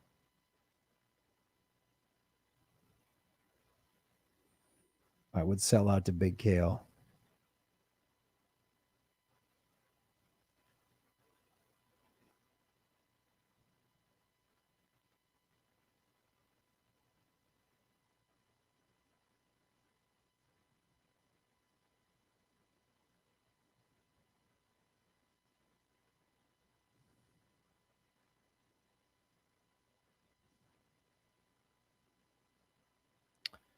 All right. Yeah, I have a PayPal link. If you go to grahamelwood.com, there's a PayPal button. There's a Venmo link. There's also the Graham Elwood shop is up to get the political vigilante merchandise, which is a great way to support the show. We have patreon.com/Graham Elwood. Great way to get bonus content at Patreon. You get a bunch of bonus content if you do Rockfin Premium, which is at rockfin.com/Graham Elwood. A lot of great ways to support the show. There's a Venmo. Let me check Venmo real quick in case anybody asks me any questions in Venmo. I have a Bitcoin wallet, Bitcoin Cash wallet, and an Ethereum wallet, which you can donate any crypto to there, which is always appreciated. Wait, where's Venmo? Hold on.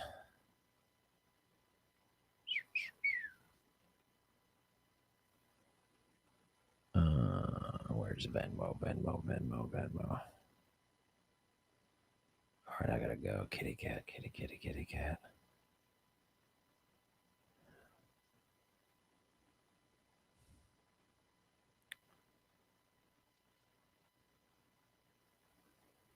All right, those have been answered. Robin Spencer. Thank you, Robin, so much. All right, folks, I'm going to sing a song. I'm a little tired. The Epstein story is always taking. Do you think Max will be released from prison before Assange will? Probably.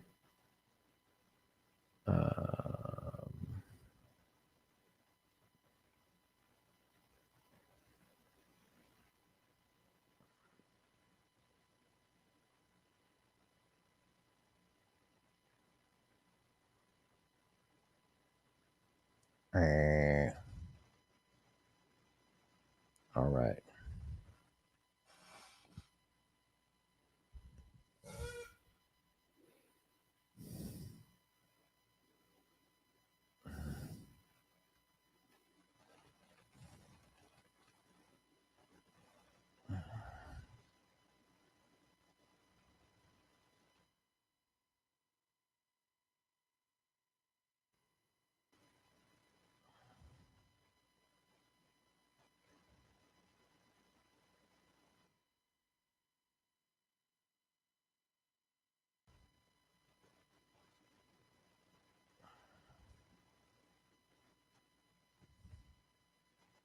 This unforgettable vacation memory.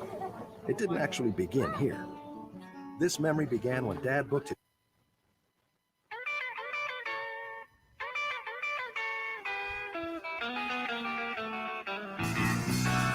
Come on, where don't you want to go? Come home, hell, baby, don't you want to go? Back to that same old place. Take control, Chicago. Come on, baby, don't you want to go? Hell, hell, howdy, hey. Hey, hell. Back to that same old place. Take control, Chicago. It's a Bane Eddie Vedder mashup. Well, 1 and 1 is 2. 6 and 2 is 8. Come on, baby, don't you make me late, honey, hey. Baby, don't you want to go? Back to that same old place. Sweet home, Chicago. Come on. Baby, don't you want to go?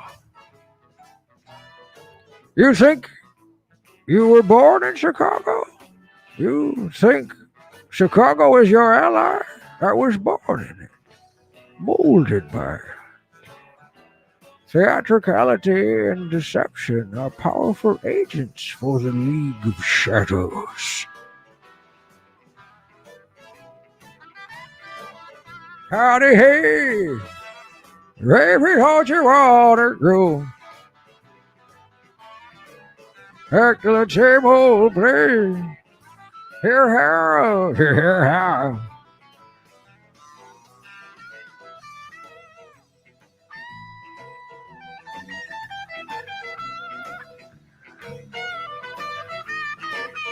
Then you will have, once you return to Chicago, you will have my permission to die. Yes, I've been watching Dark Knight Rises.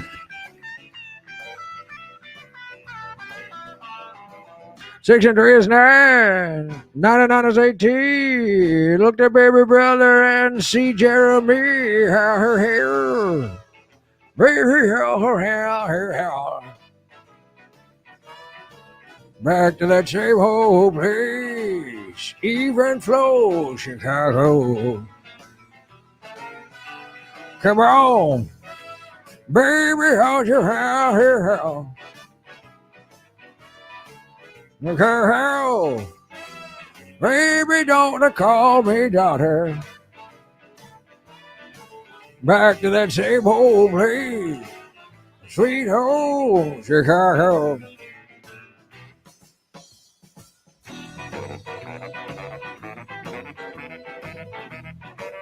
Thanks for watching, ladies and gentlemen. This has been Graham Elwood, the political vigilante, singing you farewell. I cannot wait to be back on the road. I cannot wait to return to sweet home Chicago, ladies and gentlemen. Home of the Blues Brothers, the Chicago Cubs, Jimmy Dore, and myself, MHC, Bane, Eddie Vedder, and Sean Connery collab, Schaefer Knuckles for Justice. Thank you for supporting the show, everybody. Thank you for supporting what we do at Rockford.com, and say howdy hey to our moderator, Kate, who is in sweet home Chicago.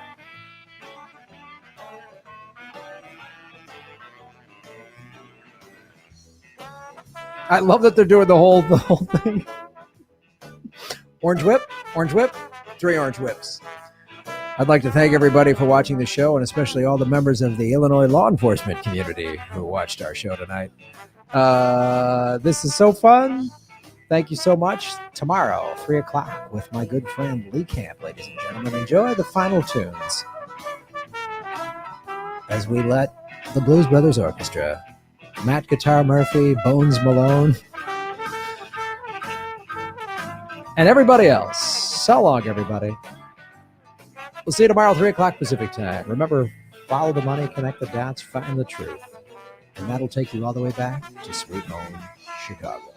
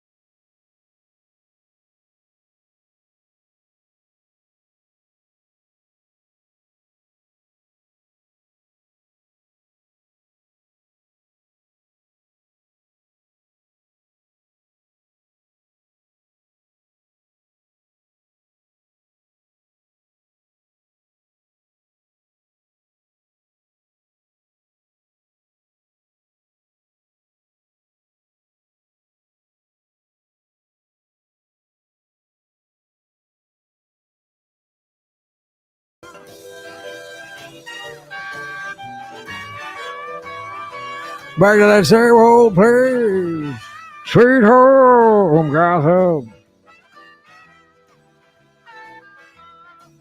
Back to the sea, hero.